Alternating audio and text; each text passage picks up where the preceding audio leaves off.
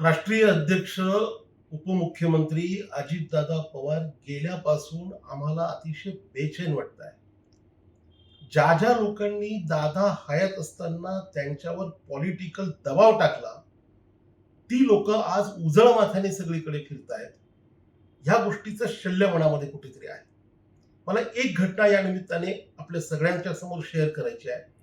ज्या वेळेला माणिकराव कोकाटे साहेबांचं कृषी मंत्री असताना विधान भवनामध्ये विधान परिषदेमध्ये ते काही गेम वगैरे खेळतानाचा व्हिडिओ समोर आला, त्यावेळेला आदरणीय दादांनी मुख्यमंत्री फडणवीस साहेबांची भेट घेतली होती. फडणवीस साहेबांनी त्यांच्याकडे राजीनामा मागण्याच्या संदर्भामध्ये दादांना सूचित केलं, परंतु दादा म्हणाले की राजीनामा वगैरे काही नको, त्यांचं खातं बदल वगैरे काही नको, मी फक्त त्यांना व्यवस्थित पद्धतीने माझ्या शब्दात कडक शब्दात समज देतो, त्यांचं खातं वगैरे बदलण्याची गरज नाही, अशी विनंती दादांनी सीएम साहेबांना केली होती. त्यावेळेला सीएम साहेब हे सागर बंगल्यावर राहत होते.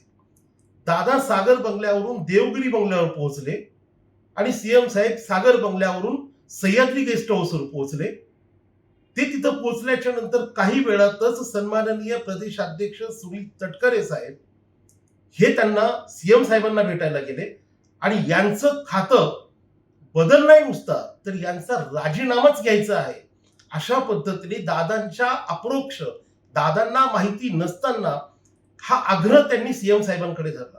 पण सीएम साहेब म्हटले की अहो नाही, दादा मला येऊन भेटून गेलेला आहे, दादा मला सांगून गेलेला आहे, आता हा विषय तुमचा पक्षांतर्गत विषय आहे, त्याच्यामुळे तुम्ही मला सांगण्यापेक्षा दादांना सांगा.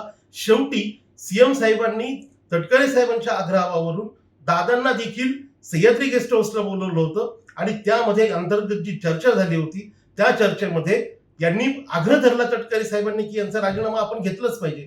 दादांनी स्पष्ट शब्दात नाही सांगितलं. हो नाही करता करता शेवटी कृषी मंत्री पद काढून त्या ठिकाणी त्यांना युवक आणि क्रीडा खात्याचं मंत्रीपद देण्यात आलं होतं. आत्ता त्या कड्या कुठेतरी जोडल्या जात आहेत. आत्ता कुठेतरी ते लक्षात येत आहे की खरात हे सिन्नर तालुक्यामध्ये राहणारा व्यक्ती होता. भोंदूबाबा खरात हा सिन्नर तालुक्यामध्ये राहणारा व्यक्ती होता. माणिकराव कोकाटेंनी कधीही त्यांच्या दरबारामध्ये कोणत्याही चुकीच्या कामासाठी किंवा चांगल्या कामासाठी असेल हजेरी लावलेली नव्हती आणि माणिकराव कोकाटेंच्या विषयीचा राग हा भोंदूबाबाच्या मनामध्ये होता. त्या गोष्टीचा कुठे काही संदर्भ तटकरे साहेबांचं त्या ठिकाणी जाणं, त्याच्यामुळे त्या भोंदूबाबाचा तटकरे साहेबांवर काही आपण म्हणतो की त्याला आग्रह असणं किंवा त्याच्यावर प्रेशर असणं आणि त्या प्रेशर पोटी माणिकराव कोकाटेंचं खातं बदलणं, याचा संदर्भ कुठे येतोय का? आता हे सगळे प्रश्न आमच्या मनामध्ये कुठेतरी चेन जोडल्यापासून येत आहेत आणि सतत अस्वस्थ असं वातावरण होत आहे. दादा असताना ह्या लोकांनी दादांना खूप प्रेशरमध्ये ठेवलं होतं. हे एक त्याचं मूर्तिमंत उदाहरण आहे.